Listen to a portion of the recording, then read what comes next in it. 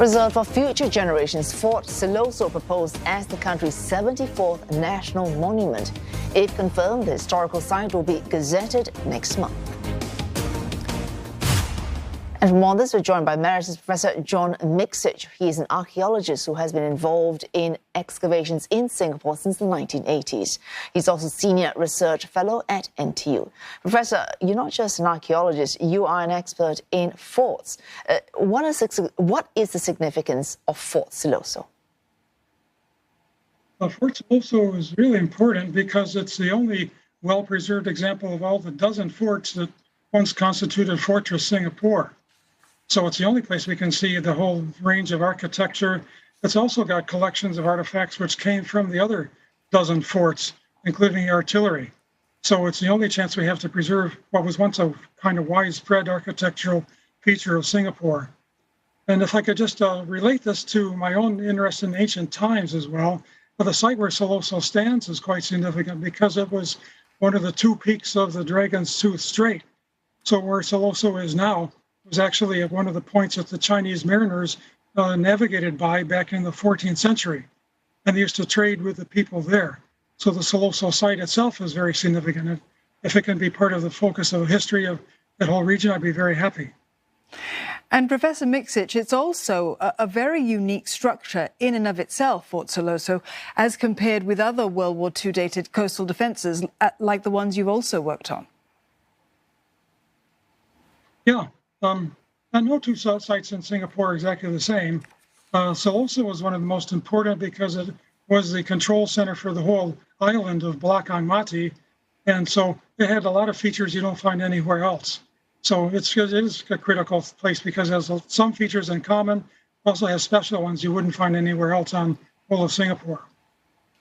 Professor, your task includes not just recognizing, also restoring, and then preserving what you do restore. How challenging is it, battle sites like these, to do these things that you have to do so that we can enjoy them for generations?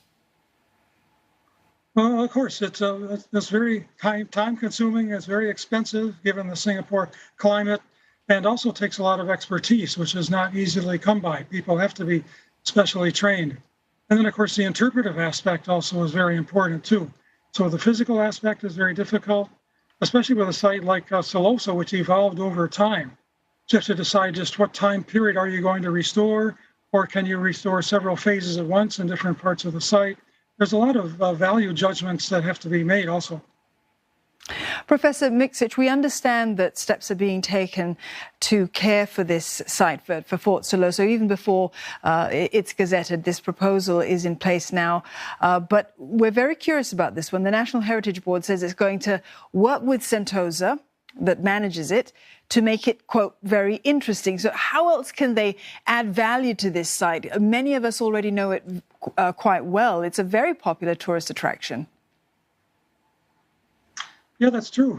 Thousands of people go there. I'm sure that it's been a museum for over 45 years. And so one thing I would be interested in is seeing how the National Heritage Board can tap into the memories of the different generations of Singaporeans who've gone there. This is one of the few places where you can see where there's been several generations of people going to the same site, like Ha Par Villa.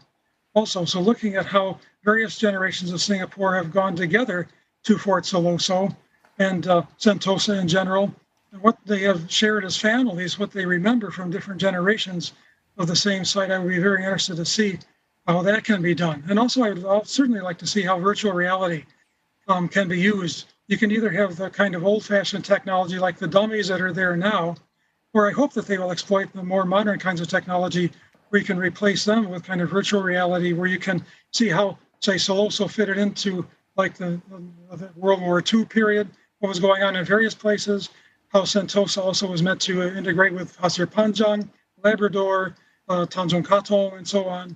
So I'm hoping the National Heritage Board will tap into all these new kinds of technologies which can give the visitors a lot richer experience, including younger people.